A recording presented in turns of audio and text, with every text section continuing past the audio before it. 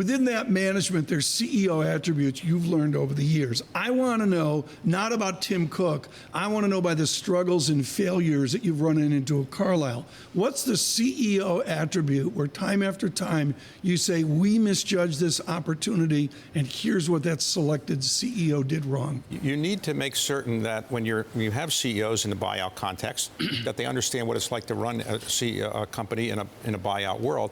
And about half the time, the CEOs that you start with in a buyout will not be there at the end of the process. Some people are just good at running a buyout-related company, and some are not.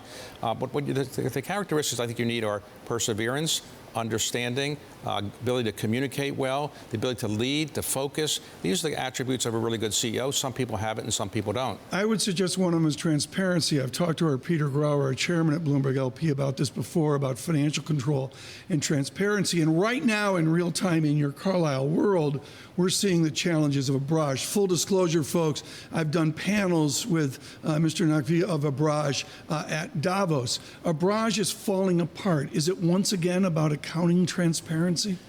Well, Arif Naqvi is somebody I know as well, and I think he did a good job building the company. They clearly had some issues now relating to their ability to explain adequately where some monies went, and I don't know the details of it, but clearly something is going to happen there, and there's stories today that they're trying to sell parts of the company. I suspect transparency is an important part of it. So with any company, when you're public, you have to be much more transparent. That company was not public, and maybe it didn't have to have the disclosures to its investors that a public company like Carlyle has to have. David, we talk a lot about diversity. Should diversity be under the governance umbrella? Well, diversity is now an important characteristic for American companies. I think American companies want to make certain that their workforce, their boards, their executive leadership have diverse qualities to them, on the theory that if you really represent a society well in terms of its representation, you'll be better in performing for your shareholders. We are very sensitive to that at Carlyle. It's an American characteristic, perhaps more so than an international characteristic.